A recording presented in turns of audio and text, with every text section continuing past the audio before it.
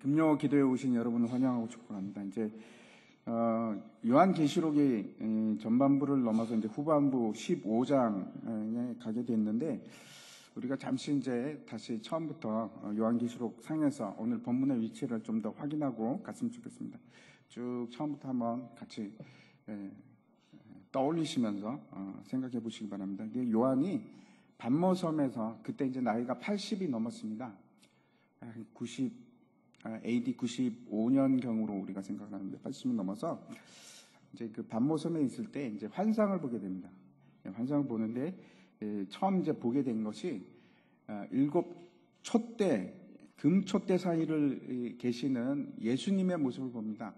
그리고 이제 예수님께서 교회에게 아시아에 있는 7 교회에게 메시지를 전해라, 이렇게 해서 이제 그 메시지를 말씀해 주시는데, 처음 교회가 이제 에베소, 또 서머나, 버가모, 그리고 두아디라, 사대, 빌립, 빌라델피아, 그리고 이제 라오디게아, 이렇게 말씀을 주십니다. 각각의 교회에게 메시지가 전달이 되는데, 이 메시지가 결국 어떤 것인가 하면 말세에 우리가 유념하면서 살아가야 될 교회에게 주시는 말씀입니다.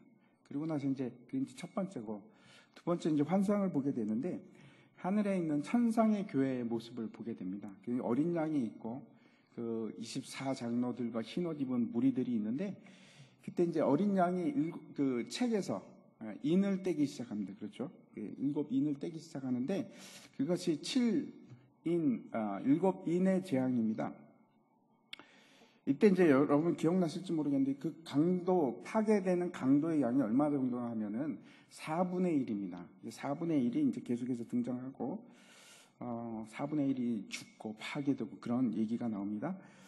그리고 이제 다시 천상에 14만 4천 명의 그 사람들이 이제 모습이 등장하고, 그리고 나서 하늘에서 7 천사가 7 나팔을 받게 됩니다. 그리고 하나씩 불게 되는데, 이것이 뭔가는 7 나팔 재앙입니다.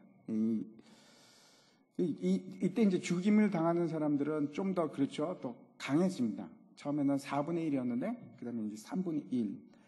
그리고 여기서 이제 중요한 우리가 확인해야 될 것은, 이 재앙을 받는, 나팔 재앙을 받는 사람들이 누구입니까? 이마에 인을, 예수 그리스도의 인침을 받지 않은 자들입니다. 인침을 받은 자들이 아니고 인침을 받지 않은 자들이 해를 당합니다.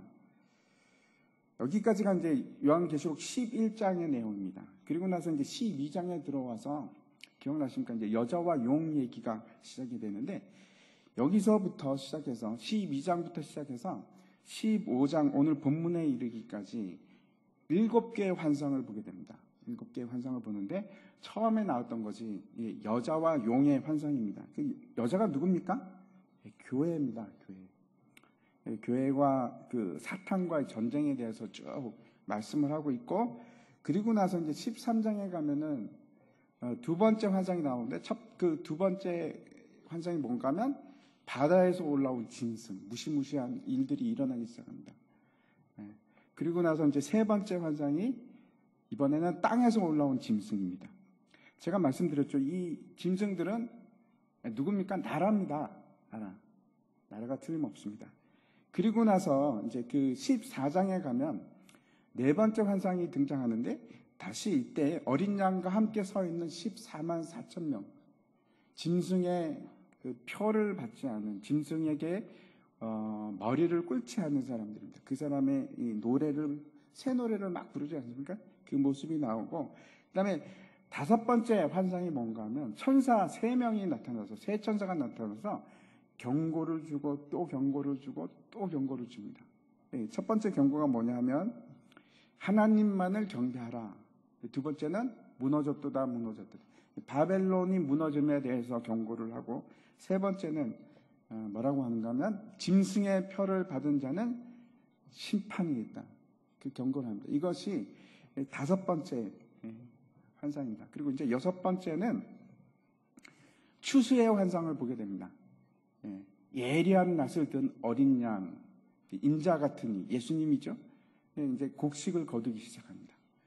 그리고 또 한 천사는 예리한 낫을 가지고 있는데, 그 천사는 어떤 것을 추수하냐면 포도송이들.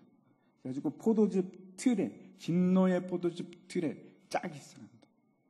심판입니다. 마지막 때의 심판을 얘기하는데 여기까지 우리가 이제 공부를 했습니다. 그리고 이제 15장에 넘어가서 이제 드디어 어떤 것이 마지막 재앙입니다. 그게 뭔가 하면 대접 재앙이 이제 시작되는 시작 지점입니다. 그래서 이제 15장부터 이제 대접 재앙이 시작이 되는데 이 논리적 순서로 보면 14장의 마지막 추수의 그 바벨론에 대한 심판이 구체적인 내용이 어떻게 드러나는가 하면 이 15장부터 시작되는 대접 재앙으로부터 이제 보여주는 겁니다. 그래서 이 심판과 앞에 나오는 심판과 바벨론에 대한 심판과 이 대접 재앙은 다른 것이 아닙니다. 그래서 논리적 시점으로 이제 생각을 해보면은 인해 재앙은 말세 전체를 뒤덮고 있는 전체에 흐르고 있는 재앙에 대해서 말씀을 하고 있고 그거는 우리도 포함이 됩니다. 우리도 전쟁을 겪고 기근을 겪고 그다음에 적그리스도가 나타나고 거짓 선지자들이 막 나타나고 죽음이 있고 그 일들을 우리가 똑같이 겪습니다. 믿는 사람이건 안 믿는 사람이건 그런 일들을 겪습니다. 그리고 두 번째 나팔 재앙은 달라집니다. 이거는 우리가 아닙니다. 그 대상이 이마에 인침을 받지 않는 사람들이고 그리고 이 인해 재앙이 지나고 나서 인해 재앙 끝에서부터 이제 7번째 인해 재앙이 나팔 재앙으로 이제 바뀌게 되는데 그 나팔 재앙을 이렇게 쭉 보면은 거기에 우리에게 속하지 아직도 우리가 경험하지 못한 일들이 일어납니다. 그래서 우리는 이 시점 어딘가 있을 것이다. 그렇죠? 이렇게 생각을 하는데 그리고 나서 이 대접 대항으로 와서 보면은 이제 그 내용은 이제 16장부터 나오기 시작합니다. 그런데 이 내용들을 보면 아직도 이 일들은 우리 현재의 시점으로 보면 미래에 일어날 일인 것처럼 우리가 보여집니다. 그래서 이제 우리의 시점이 어느 정도에 있는지를 우리가 대충 알게 되는 겁니다. 우리가 이제 무화과 나무에 대해서 주의를 기울여야 하는데 왜 무화과 나무에 가지가 연하여지고 그 다음에 잎사귀가 나기 시작하면 그러면 뭐라고 합니까? 여름이 가까운 줄을 알라 이렇게 했는데 왜 여름의 시기가 그렇게 중요할까요? 무화과 나무는 열매를 이제 2번 맺습니다. 2번 맺는데 첫 번째 열매는 빠가라고 해서 가짜 열매 같은 것인데 그거는 주로 언제 맺는가 하면 이제 3월이 지나고 3월쯤 되었을 때 6월절 부근입니다. 그래서 이제 예수님께서 예루살렘으로 가실 때 우리가 기억하지 않습니까? 그 이제 무화과 나무가 있는데 잎만 무성하고 열매가 없었습니다. 근데 그때는 열매 맺는 때가 아니라 이렇게 말씀을 하고 있는데 그러나 그때는 뭘 맺어야 되냐면 빠가라는 그 가짜 열매 비슷한 것을 배고픈 자들이 먹는 그 열매가 맺혀야 됩니다. 근데 그게 없는 겁니다. 그래서 그때 어떻게 하십니까? 예수님께서 저주를 하십니다. 그랬더니 그 다음날 지나갈 때는 제자들이 막 그러는 겁니다. 선생님, 이 나무가 무화과 나무가 뿌리채 말랐습니다 하는 말을 합니다. 사실 그대로 이스라엘이 뿌리채 마르기 시작합니다. 그리고 그 시간이 2000년이 지났습니다. 2000년이 지나고 나서 마지막 심판 때가 되면 어떤 일이 다시 일어나기 시작하냐면 그 무화과 나무가 다시 뿌리가 땅에 박히기 시작하면서 가지가 연하게 되고 그 다음에 나무 잎들이 나기 시작하는 겁니다. 잎사귀가 내기 시작하면 그때 어떤 일이 일어나는가 하면 여름이 다가오는구나. 왜? 그게 중요하냐면 무화과 나무는 8월이 되면은 추수를 합니다. 여름에 추수를 하기 때문에 그렇습니다.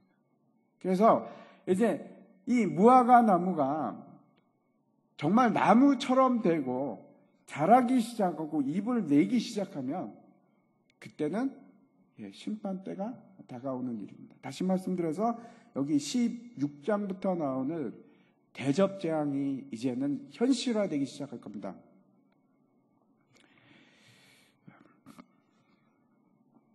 그래서 참 놀라운 것은 이 지금 세상 돌아가는 것은 반드시 여러분 이스라엘과 관계가 있습니다. 그래서 여러분 우리가 이제 그 이스라엘은 분명히 이 하나님의 심판의 때하고 관계가 있습니다. 무화과 열매는 곧 이스라엘을 상징하는 것이고 이스라엘을 통해서 여름이 다가오는 것을 우리가 분명히 알아내야 됩니다. 그런데 이스라엘이 여러 가지 지표를 우리에게 보여주는데 이제 우리가 이제 지금 북미 회담을 기다리고 있지 않습니까? 근데 여러분 아십니까? 이것도 역시 이스라엘하고 관계가 있습니다. 여러분 중에 어떤 분들은 이제 기억하실지도 모르겠는데 한참 지금 북핵 문제에 대해서 남북 회담을 할 때 어떤 일이 있었냐면은 뉴스를 보신 분들은 알 겁니다. 미국이 이란과의 협상에서 탈퇴를 합니다. 기억나십니까? 미국 트럼프 대통령이 이란과의 그 협상을 그냥 파기해버린 겁니다. 그 협상이 뭔가 하면은 2015년에 미국과 프랑스와 영국과 독일과 러시아 그리고 이스라엘이 함께 맺은 이스라엘이 아니고 이란이 함께 맺은 그 핵에 관한 협상이었습니다. 그래서 이란이 경제 제재를 이란에 대한 경제 제재를 풀어주면 이란이 어떻게 했냐면 우리는 더 이상 핵 개발을 하지 않겠다 하는 협상을 맺었는데 근데 놀라운 것은 이게 언제였냐면 오바마 대통령 때 그 일을 맺었습니다. 그 협상을 했는데 놀라운 것은 미국이 뭐라고 하냐면 트럼프가 뭐라고 하냐면 이란이 우리를 속이고 있다. 그리고 일방적으로 협상을 파기를 해버린 겁니다. 도대체 왜 미국이 이 협상을 파기해버렸을까? 명분이 있습니다. 어떤 명분인가 하면 그 이스라엘이 이 일에 포함되어 있는데 이스라엘이 뭐라고 얘기했냐면 우리가 이란이 지금 핵무기를 개발하고 있는 것을 안다. 이렇게 증거가 있다. 이런 얘기를 합니다. 그래가지고 이제 트럼프 대통령이 그게 사실이다. 그러면서 이제 파기를 해버린 겁니다. 이란이 세상에서 가장 싫어하는 나라는 어딘가 하면은 이스라엘이고 이스라엘이 가장 지금 두려워하는 나라는 이란입니다. 왜 그러냐면은 그 주위 나라 중에서 핵무기를 가질 수 있는 유일한 나라가 이란이라서 그렇습니다. 그래서 이제 이스라엘 총리 네타냐후가 이런 말을 합니다. 이란은 지금 몰래 핵 개발을 하고 있으니까 이거를 더 이상 핵 협상을 하는 것은 의미가 없다. 그렇게 얘기를 하는 겁니다. 그러면 이 일과 우리나라가 하고 있는 지금 한반도에서 벌어지고 있는 폐기 문제하고 어떤 관계가 있는가? 관계가 있습니다. 왜 그런가 하면 이제 거기서는 그렇죠. 잘 생각해 보십시오. 이란에게는 너희들이 경제 제재를 우리가 풀어주고 대신에 너희는 핵 개발을 하지 말라. 이거였는데 지금 똑같은 협상을 북한하고 하고 있습니다. 북한하게 하는데 북한이 너희가 핵을 전부 다 폐기하면 우리는 경제를 풀어주겠다. 잘 살게 해주겠다. 라고 지금 얘기를 하는 겁니다. 똑같은 일이 지금 여기에는 되는데 왜 거기는 파기를 했을까요?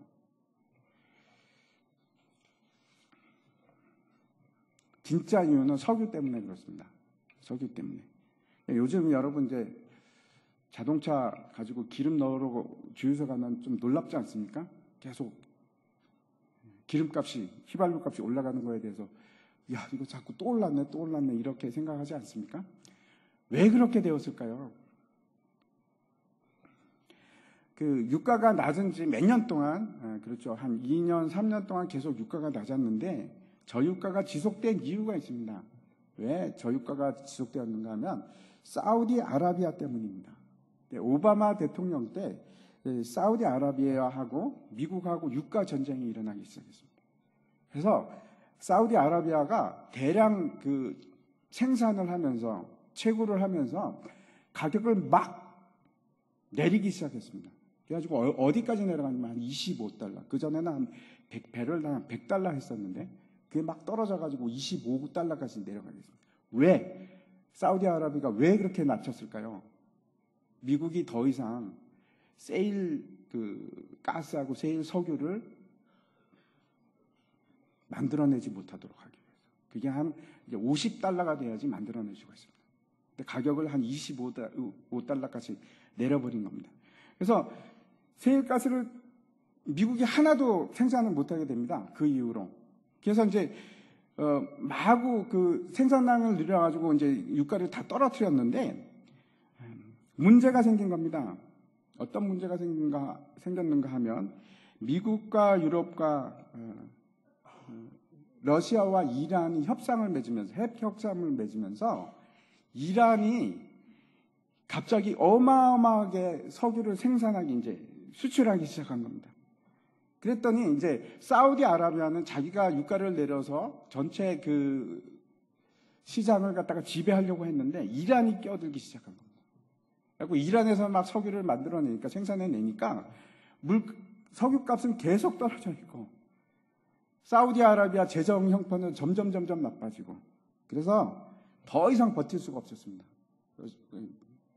사우디아라비아가 그래서 다시 이제 미국하고 손을 잡습니다. 미국하고 손을 잡고 우리가 유가를 올리자. 그러려면 이란하고 핵 협상을 파기하는 수밖에 없습니다. 그래서 지금 핵 협상을 파기를 하자마자 여러분 아십니까? 유가가 급등하기 시작했습니다. 다시. 그 일이 우리 지금 주유소에서 일어나고 있는 일입니다. 제가 왜 이렇게 이런 얘기를 하고 있는가 하면 대신에 이란의 앙숙인 이스라엘에게 대신에 미국이 큰 선물을 줍니다. 대사관을 이전을 해줍니다. 대사관을 이전을 해주고 미국은 이렇게 해서 이란과 이제 일방적으로 핵 협상 파기라는 강수를 두고 나서 그리고 거기를 완전히 지금 화약고로 그냥 남겨둡니다. 그러면은 지금 문제가 되는 것이 어딘가 하면 두 군데랑 지금 미국이 함께 싸울 수는 없고 이란은 이스라엘에게 맡기고 그리고 어디를 지금 돌파구로 잡는가 하면 북한을 돌파구로 잡은 겁니다. 그래서 지금 제가 생각하기에는 잘 될 겁니다. 둘 다 놓칠 수는 없습니다. 반드시 트럼프가 북핵 문제에 대해서 어떤 돌파구를 찾아낼 겁니다. 그래서 이제 이란을 포기하고 북한을 택한 겁니다. 핵무기를 포기해라. 대신에 경제 제재는 풀어주겠다. 이런 일들이 이렇게 일어나는 건데 제가 이제 이런 얘기를 어렵게 복잡한 얘기를 하는 이유는 핵심은 이겁니다. 동북아에는 틀림없이 평화가 올 겁니다. 그럴 가능성이 많아졌습니다. 그런데 반대로 중동은 점점 힘들게 되어가고 있습니다. 중동은 아마 틀림없이 앞으로 이제 전쟁이 일어날 겁니다. 언제가 될지는 모르겠습니다. 그런데 왜 제가 이렇게 틀림없다고 얘기하니까 성경이 그렇게 쓰여 있습니다. 지금 거기에 관계된 모든 나라들이 어디에 나오느냐면 에스겔서에 나옵니다. 나중에 우리가 이제 그 일들을 볼 텐데 이란과 이스라엘 관계가 이제 지금 당장은 어떻게 될지 잘 모르겠습니다. 하지만 우리가 계속 끊임없이 이스라엘을 살펴봐야 됩니다. 왜 그런가 하면 우리에게 있어서 그 지표가 이스라엘이기 때문에 무화과 나무이기 때문에 그렇습니다. 그리고 그 일들은 우리 한반도하고도 관계가 있습니다. 아무튼 이제 오늘 본문으로 들어가서 1절 말씀을 다시 한번 보도록 하겠습니다. 제가 읽어보겠습니다. 또 하늘에 크고 이상한 다른 이적을 보매 7 천사가 7 재앙을 가졌으니 곧 마지막 재앙이라 하나님의 진노가 이것으로 마치리로다. 이렇게 말씀하고 있습니다. 이 마지막이라는 말은 물론 이제 제가 계속해서 말씀을 드렸습니다. 이것은 크로노스적인 시간이 아니고 하나님의 시간, 카이로스의 때를 얘기하는 것인데 논리적인 시간입니다. 그럼에도 불구하고 우리가 12장부터 14장을 내용을 살펴봤기 때문에 이것은 미래의 시점이 아닐까. 이제 마지막 때의 마지막, 그때의 재앙이 아닐까라고 생각을 하는 겁니다. 아무튼 요한은 이 시점에서 7 천사가 7 대접을 들고 있는 것을 보는데 그 안에는 하나님의 진노가 가득 들어있는 것을 보게 됩니다. 요한은 성도들이 환난을 거치면서 짐승의 그 시스템을 극복하고 그리고 자기 자신이 죽음을 당하는 것, 생명을 아끼지 아니하고 그랬던 사람들을 이 요한이 지금 바라보고 있는 겁니다. 그 얘기입니다. 이 사람들은 짐승의 표를 받지 않았기 때문에 매매도 할 수 없었습니다. 그렇다면 어떻게 살겠습니까? 완전히 하나님만 의지하고 살아갑니다. 하나님만 의지하고 생명의 떡 대신 하나님만 바라보면서 그렇게 그 환난을 통과한 사람들입니다. 그리고 이제 심판의 때가 된 겁니다. 짐승의 뼈 때문에 감옥에 가기도 하고 죽기도 하고 죽임을 당하기도 하고. 그런데 이 사람들이 지금 어디에 있는가, 또 무엇을 하고 있는지 2절과 3절 한번 보도록 하겠습니다. 제가 읽어보겠습니다. 또 내가 보니 불이 섞인 유리 바다 같은 것이 있고 짐승과 그의 우상과 그의 이름의 수를 이기고 벗어난 자들이 유리 바다 가에 서서 하나님의 검은고를 가지고 하나님의 종 모세의 노래 어린 양의 노래를 불러 이르되, 이렇게 되어 있습니다.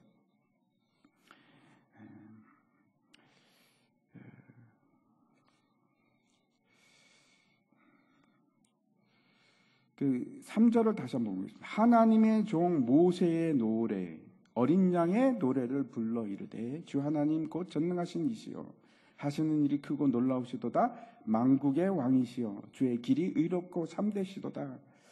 환난을 이기고 나온 성도들에 대해서 이제 묘사를 어떻게 하고 있는가 하면 유리 바다 위에 서 있는데 그 유리 바다가 불과 함께 있는 그런 것에 불이 섞여 있는 유리 바다 위에 서 있다라고 얘기합니다. 그러니까 한번 넘겨주십시오. 중국에 가면 저는 뭐 사진으로만 봤습니다만 저기 한 300m 정도 되는 긴 다리인데 저게 다 유리로 되어 있다고 합니다. 그래서 아래가 다 보이는 겁니다. 저기는 이제 별로 무서워하는 것 같지 않은데 어떤 사진을 보면 겁이 나서 이제 벌벌벌벌 기어가는 그런 사진도 있습니다.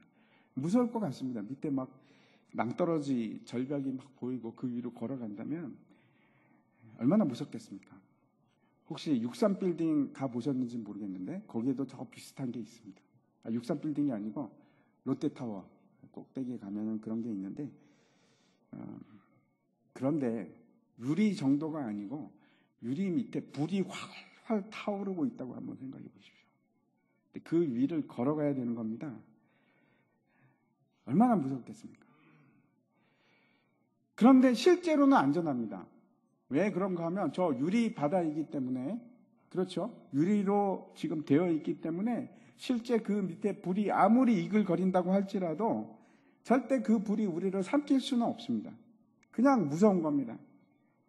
그런 불이 섞인 유리 바다를 건너서 이제는 평안한 유리 바다로 이제 가서 잔잔하고 더 이상 어려움이 없는 그 바다에 서서 지금 하나님의 사람들이 검은고를 가지고 하나님의 종 모세의 노래, 어린 양의 노래를 부르고 있다.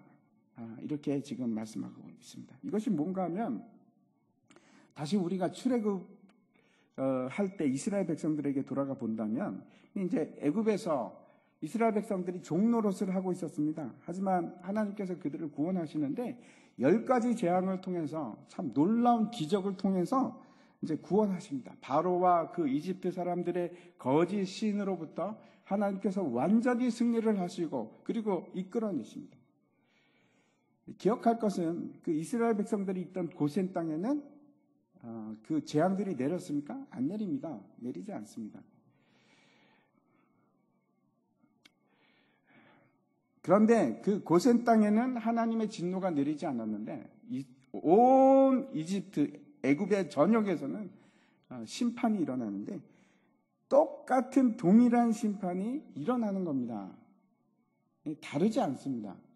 일어나고 불태우는데 너무나 무서운 일들이 일어나지만 그 심판은 우리에게 속한 것이 아닙니다. 우리에게는 마치 저것과 같이 유리 바다 위에 서 있는 사람들입니다. 안심하시기 바랍니다. 그래서 그 짐승과 우상의 이름, 이의 수를 이기는 것, 여기 보면 이제 그렇게 나오는데 666을 넘어서는 것은 그렇죠. 우리가 결코 쉽지 않습니다. 너무나 힘들 겁니다. 마치 그 이글거리는 불 위로 지나가는 것처럼 그렇게 보이지만 우리를 상하게 할 수는 없습니다. 제가 이제 말씀드린 것은 만약에 우리의 이마에 예수 그리스도의 인이 쳐져 있다면 우리는 죽을 수도 있습니다. 죽을 수도 있고 감옥에 갈 수도 있습니다. 그렇지만 절대로 우리의 영혼은 해할 수가 없습니다. 그 불이 우리를 해할 수가 없습니다. 마태복음 10장 말씀입니다. 같이 한번 읽겠습니다. 시작. 몸은 죽여도 영혼은 능히 죽이지 못하는 자들을 두려워하지 말고 오직 몸과 영혼을 능히 지옥에 멸하실 수 있는 이를 두려워하라. 겁내지 마시기 바랍니다. 불이 밑에 있는 유리 바다를 걷는다고 할지라도 그 불이 우리를 해할 수 있는 방법은 없습니다. 이 일이 다시 말씀드려서 우리가 환난을 통과하는 이 일은 마치 무엇과 같은가 하면 모세가 이스라엘 백성들과 함께 홍해를 건너는 일과 같습니다. 생각해 보십시오. 앞에는 도저히 건널 것 같지 않은 홍해가 가로져 놓여 있고 뒤에는 지금 애굽의 군대가 막 쫓아옵니다. 여러분 같으면 그런 상황에서 어떻게 하시겠습니까? 주저앉으시겠습니까? 우시겠습니까? 아니면 하나님을 원망하시겠습니까? 아니 하나님 우리를 구름 기둥과 불 기둥으로 여기까지 인도하셨는데 이 홍해에서 빠뜨려 죽이려고 하십니까? 라고 하시겠습니까?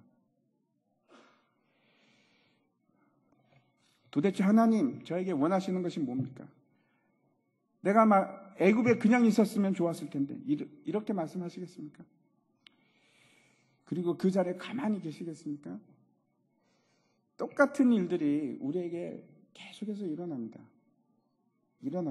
우리가 이 시점 다시 말씀드려서 요한의 시점으로 다시 돌아가서 오늘 15장에 있는 요한의 시점으로 돌아가서 한번 생각해 보시기 바랍니다.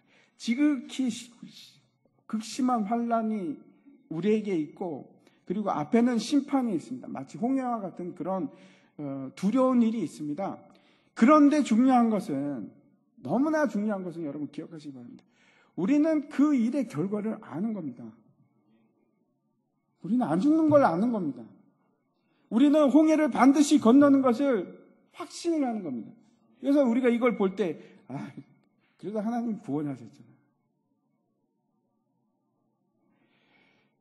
우리가 그 홍해를 건넌 것도 알고 바로의 군대는 홍해에 의해서 완전히 수몰되는 것도 알고 있습니다. 그리고 우리는 결국은 유리바다를 건너서 하나님 앞에 가서 검은 고를 타고 이 노래를 부를 것을 우리가 분명히 알고 있습니다. 이 모세의 노래라고 되어 있는 것은 출애굽할 때 홍해를 건너고 나서 불렀던 노래인데 제가 한번 잠깐 소개하도록 하겠습니다. 15장 1절부터 출애굽기입니다. 이때에 모세와 이스라엘 자손이 이 노래로 여호와께 노래하니 일러스되 여호와를 찬송하리니 그는 높고 영화로우시며 말과 그 탄자를 바다에 던지셨음이로다. 여호와는 나의 힘이요 노래시며 나의 구원이시로다. 그는 나의 하나님이시니 내가 그를 찬송할 것이요 내 아버지의 하나님이시니 내가 그를 높이리로다. 여호와는 용사시니 여호와는 그의 이름이 신이다. 이렇게 쭉 계속됩니다. 다시 말씀드립니다. 우리는 분명하게 결과를 알고 있습니다. 우리가 승리합니다. 짐승의 표를 가진 그런 자들이 이기는 것이 아니고 그 사람들은 다 수몰됩니다. 그리고 예수 그리스도의 인침을 받은 자만이 유리바닥 위에서 승리의 노래를 부를 수가 있습니다. 그래서 우리는 힘들지가 않습니다. 환난을 견딜 수가 있습니다. 통과할 수 있는 겁니다. 하나님께서 그래서 우리에게 이 요한계시록을 주셨습니다. 마치 그래 그거 잠깐 참으면 돼. 마치 우리가 병원 가서 주사 맞을 때처럼 이것만 버티면 돼. 그러면 우리는 모세의 노래를 부를 거예요. 승리의 노래를 부를 거예요. 그래서 오늘 우리가 확인하기를 원하는 것은 이 모세의 노래를 부르는 자들이 어떻게 해서 모세의 노래를 부르게 되었는가? 결국 그 핵심이 무엇인가? 그걸 우리가 함께 알아보려고 하는 것입니다. 그래서 우리도 그 확신을 가지기를 원하는 겁니다. 이제 3절을 다시 한번 보도록 하겠습니다. 3절 같이 한번 읽겠습니다. 시작. 하나님의 종 모세의 노래 어린 양의 노래를 불러 이르되 주 하나님 곧 전능하신 이시여 하시는 일이 크고 놀라우시도다. 만국의 왕이시여 주의 길이 의롭고 참되시도다. 첫 번째, 우리 하나님에 대해서 지금 뭐라고 고백하고 있는가 하면 주 하나님은 전능하신 하나님이십니다. 전능하신 하나님. 한번 넘겨주십시오. 예. 여러분은 어떻게 생각하십니까? 전능하신 하나님이신데, 그분이 우리의 하나님이신데 그냥 가게 하시면 되지. 홍해는 무슨 홍해를 두셔서 나를 이렇게 괴롭히는가? 그렇게 험한 길을 왜 끌고 가시는가? 내가 꼭 사망의 음침한 골짜기를 가야 되는가? 하나님 그거 안 가도 되지 않습니까?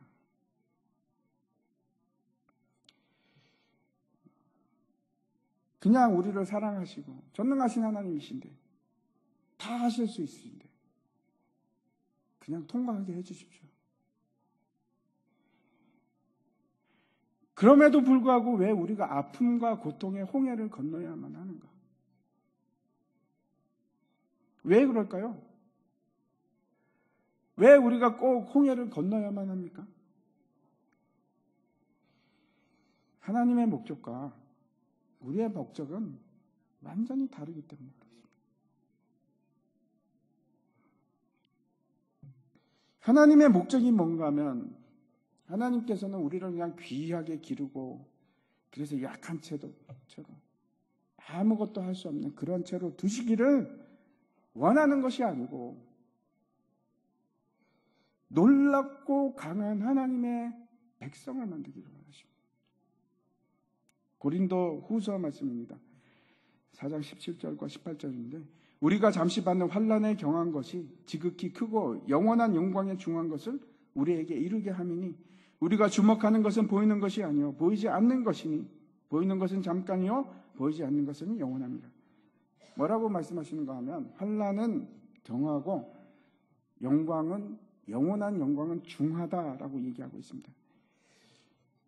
하나님께서 원하시는 것은 여러분이 이 땅에서 잘 먹고 잘 살고 여러분의 자녀가 좋은 대학 가고 많은 사람들로부터 높임을 받고 그걸 원하시는 것이 아닙니다.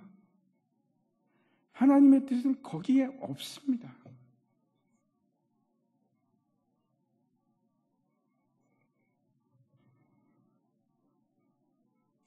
하나님의 뜻은 여러분이 배고프고 굶주리고 아프고 슬퍼하지 않는 데 있는 것이 아니고 여러분을 하나님의 백성으로 만드시기를 원하는 겁니다.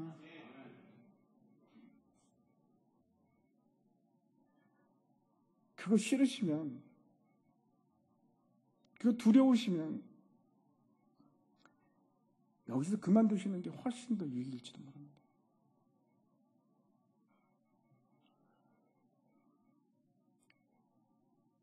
여러분의 목적은 무엇입니까? 내가 하나님의 백성이 되는 건 여러분의 목적이십니까? 아니면 이 땅에서 편하게 사는 것이 여러분의 목적이십니까?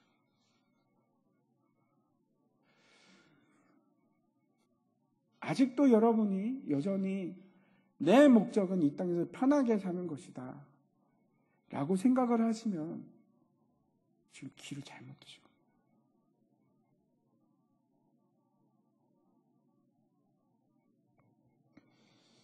하나님께서는 그의 백성이 되기를 원하십니다.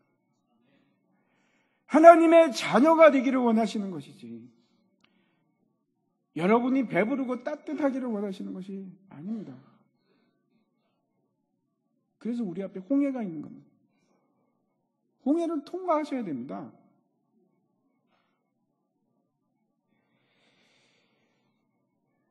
홍해를 고린도전서에서는 세례라고 합니다. 그래서 우리는 세례를 통과해야 됩니다. 세례를 통과한다는 것이 뭐냐면 죽음을 맛보는 것입니다. 그리고 우리가 그 홍해를 통해서 깨끗해지기 시작합니다. 하나님의 백성은 살찌고 배부르고 그런 사람이 아니고 깨끗한 사람.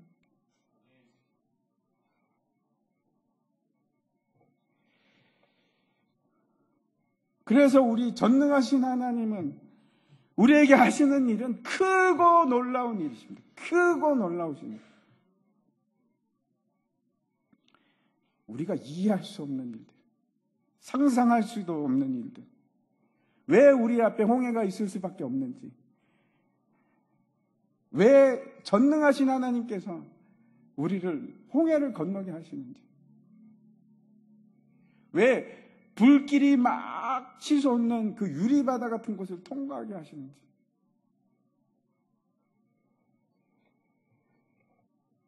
우리가 진짜 예수를 믿는다는 것을, 그것이 무엇인지 여러분, 내가 잘 살고 내가 이 땅에서 행복하고 그런 게 아니고 내가 하나님의 백성이 되는 거예요.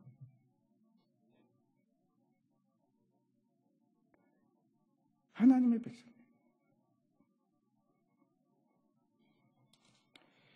그리고 그 백성이 되기 위해서는, 하나님의 백성이 되기 위해서는 우리는 반드시 고난을 통과해야 합니다.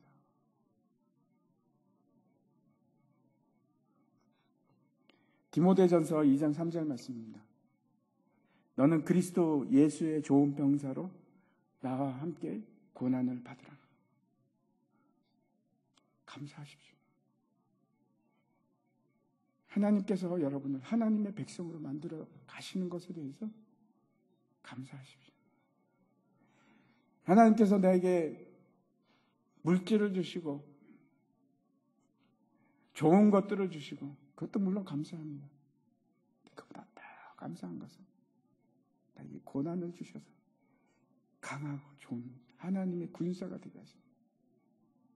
거기에 감사하십시오. 두 번째, 하나님을 뭐라고 하는지 다시 3절 말씀 보겠습니다. 여기 3절 보시면 뭐라고 하면, 뒤에 보면 만국의 왕, 그리고 주의 길이 의롭고 참되다, 참되시도다, 이렇게 찬양하고 있습니다. 여러분은 하나님의 길이 의롭고 참됨을 확신하십니까? 아멘이십니까? 하나님의 길은 의롭고 참되시도다라고 여러분 고백하시겠습니까? 그러면 도대체 그게 무슨 뜻입니까? 하나님의 길은 의롭고 참되도다, 그게 무슨 뜻입니까? 하나님께서 아브라함에게 약속을 주시고, 그리고 그 아들 이삭에게 약속을 주시고, 그리고 그 아들 야곱에게 약속을 주시고 언약을 맺으셨습니다. 아브라함과 어떤 언약을 맺었냐 하면, 고기를 가르고 하나님께서 친히 그 가운데를 통과하십니다. 이게 무슨 뜻입니까? 이 약속을 저버린 자는 이 고기와 같이 쪼개질 것이다 하는 언약을 맺으셨습니다. 근데 누가 저버렸습니까? 하나님이 저버리셨습니까? 아니요, 우리가 저버렸습니다. 그래서 대신에 누가 죽으셨습니까? 우리가 쪼개진 것이 아니고 예수님께서 쪼개지셨습니다. 하나님 자신이 쪼개지심으로 약속을 지키셨습니다. 그게 의로운 겁니다. 하나님이 참되시고 의로우신 것은 하나님께서 우리에게 약속을 주신 그 약속을 참되게 만드시고 그 약속을 신실하게 지키는 것, 그게 하나님의 의로우심입니다. 그럼 우리에게 있어서 의로움은 뭡니까? 그 하나님께 순종하는 겁니다. 하나님의 말씀에 순종하는 것이 우리에게는 의로움입니다.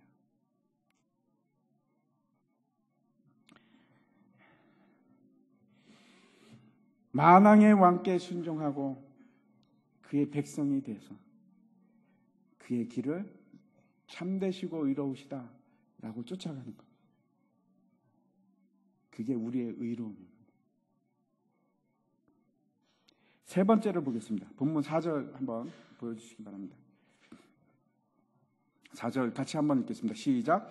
주여, 누가 주의 이름을 두려워하지 아니하며 영화롭게 하지 아니하리오리까? 우리 오직 주만 거룩하시니이다. 주의 의로우신 일이 나타냈음에 만국이 와서 주께 경배하리이다 하더라. 주의 이름을 뭐라고 얘기하면 두려워하고 영화롭게 하라, 이렇게 말씀하고 있습니다. 여러분은 하나님을 두려워하십니까? 아멘이시죠? 정말 두려워하십니까? 정말 무서우십니까? 만약에 여러분 중에 하나님이 두렵지 않으신 분이 계시면, 하나님 정말 두려울까? 하시는 분이 계시면 왜 그럴까요? 하나님은 우리에게 재미있으신 분이라서? 아니면 사랑하시니까? 나를 한 번도 혼내키신 적이 없으셔서? 왜 두렵지 않냐 하면 하나님을 모르셔서 그렇습니다. 내가 살아계신 하나님을 체험하지 못해서 그렇죠.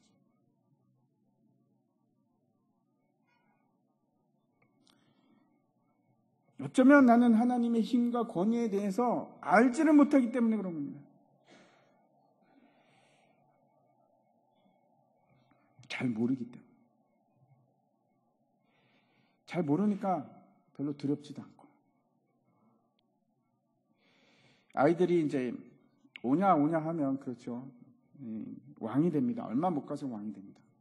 조금만 아이들이. 두려울 것이 없습니다. 그런 겁니다. 우리도 지금 하나님이 안 계신 줄 알고, 하나님이 별로라고 생각하고, 내가 왕으로 살아가면 두려울 것이 없습니다. 내가 왕인데 통제받을 것도 없고 허락받을 것도 없고 그냥 마음대로 결정하고 내 마음대로 살아가고. 왜? 하나님을 두려워하지 않습니까?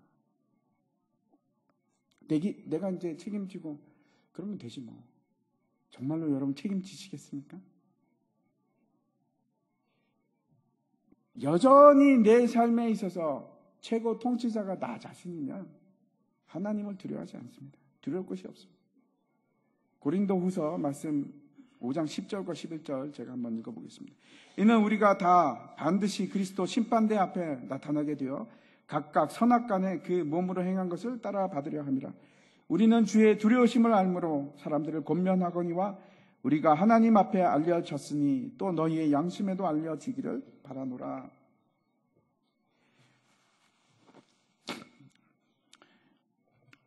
여러분, 우리는 절대 통치자도 아니고 왕도 아닙니다. 만왕의 왕이 계십니다. 우리가 아니고 하나님이시고 언젠가는 우리는 반드시 그리스도의 심판대 앞에 서게 됩니다. 그리고 우리가 행한 그대로 보응을 받을 것입니다. 우리가 하나님을 두려워하는 것이 아니고 누구를 두려워하는가? 여러분은 뭘 제일 두려워하십니까? 사람이 두렵지 않으십니까? 사람의 눈치가 두렵고 보이지 않는 하나님이 두려운 것이 아니고 보이는 사람이 두렵고 돈이 두렵고 내 미래가 두렵고 하나님보다 훨씬. 데살로니가 전서 말씀입니다. 오직 하나님께 옳게 여기심을 입어 복음을 위탁받았으니 우리가 이와 같이 말함은 사람을 기쁘게 하려 함이 아니요 오직 우리 마음을 감찰하시는 하나님을 기쁘시게 하려 함이라. 사람 눈치 보고 내가 두려워하는 건 사람의 말이고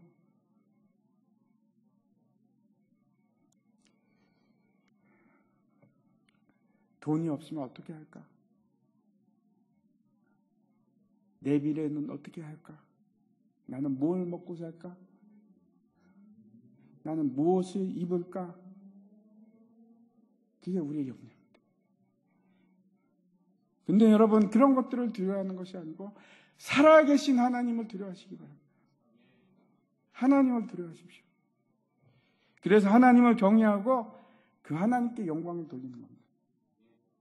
어떻게 하는 것이 우리가 하나님께 영광을 돌리는 겁니까? 여러분, 어떻게 하는 것이 제일 좋습니까? 내가 전교에서 1등하면 하나님께 영광이 됩니까? 내가 돈을 많이 벌면 하나님께 영광이 될까요? 아니면 내가 높은 사람이 되면 하나님께서 영광을 받으십니까? 어떻게 생각하십니까? 내가 축구에서 골을 넣으면 하나님께 영광이 됩니까?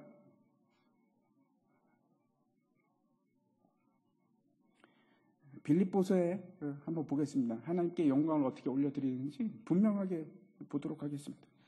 2장 8절부터 제가 읽겠습니다. 사람의 모양으로 나타나사 자기를 낮추시고 죽기까지 복종하셨으니 곧 십자가에 죽으심이라. 이러므로 하나님이 그를 지극히 높여 모든 이름 위에 뛰어난 이름을 주사 하늘에 있는 자들과 땅에 있는 자들과 땅 아래에 있는 자들로 모든 무릎을 예수의 이름에 꿇게 하시고 모든 입으로 예수 그리스도를 주라 시인하여 하나님 아버지께 영광을 돌리게 하셨느니라. 예수님께서 하나님께 영광을 돌린 방법은 낮아지시고 말씀에 순종하심으로, 그렇게 하심으로 하나님께 영광을 돌려드렸습니다. 여러분은 무엇으로 영광을 돌려드리고 계십니까? 여러분은 어떤 것으로 영광을 돌리시기를 원하십니까? 여러분은 어떻게 하는 것이 진짜 하나님은 영광을 돌린다고 생각하십니까? 낮아져서 십자가를 지고 하나님께 순종하는 것, 그게 진짜로 하나님께 영광입니다.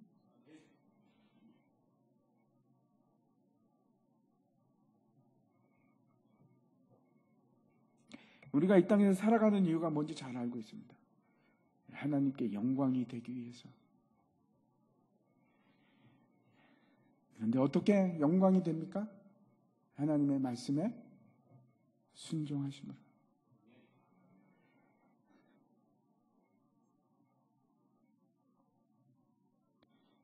그리스도의 모습이 내 안에 드러나기 시작하면서, 그리스도는 하나님의 영광의 광채십니다. 근데 그 하나님의 영광의 광채가 내 안에 거하시기 시작하면서 그 그리스도의 영광의 광채가 나를 통해서 드러나기 시작합니다. 어떻게 하면서? 내가 순종함으로. 그가 내 안에, 내가 그 안에 가. 어떻게 해서 그가 내 안에 거하고 내가 그 안에 거한다고 요한복음에 말씀하시는가 하면 그의 계명을 지킴으로. 그때 하나님께서 영광 받으십니다. 내가 순종할 때 하나님께서 영광 받으십니다. 마지막 네 번째, 다시 본문 4절 다시 한번 보겠습니다. 같이 한번 또 읽겠습니다. 시작. 주여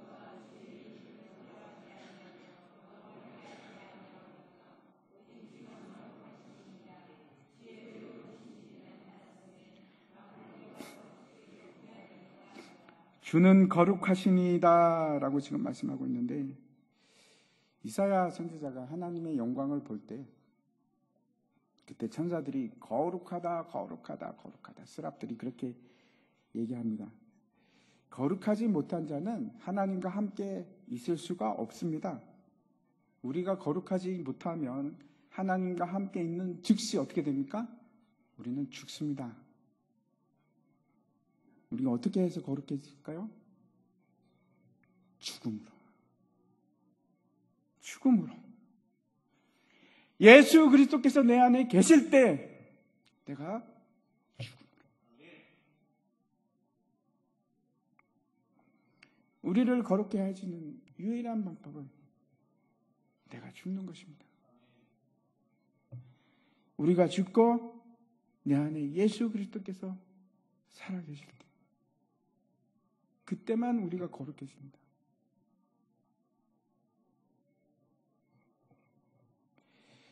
유리 바다 위에서 이제 서서 환란을 이긴 자들이 이제 부른 노래가 결국 뭔가 하면 하나님의 전능하심을, 또 하나님의 의로우심을, 한 장 넘겨주십시오. 아니요, 또 넘겨주십시오. 예, 또 넘겨주십시오. 그리고 하나님의 두려우심을, 그리고 하나님의 찬양, 거룩하심을 찬양합니다. 이게 어린 양의 노래고 모세의 노래입니다. 이게 네 가지가. 누가 환란을 이겼습니까? 어떤 사람이 환란을 이겼겠습니까? 전능하신 하나님을 신뢰하는 자들이. 누가 이겼을까요? 누가 승리했을까요? 하나님의 의로우심에 순종하는 자들. 그리고 하나님을 두려워하고 우리가 죽음으로, 내가 죽음으로 홍해를 지남으로 내가 죽음으로 예수 그리스도를 그 거룩함을 드러내기 시작한 자들. 그 사람들이 승리자가 됩니다. 우리가 같이 찬송 불렀으면 좋겠습니다. 갈보리 산 위에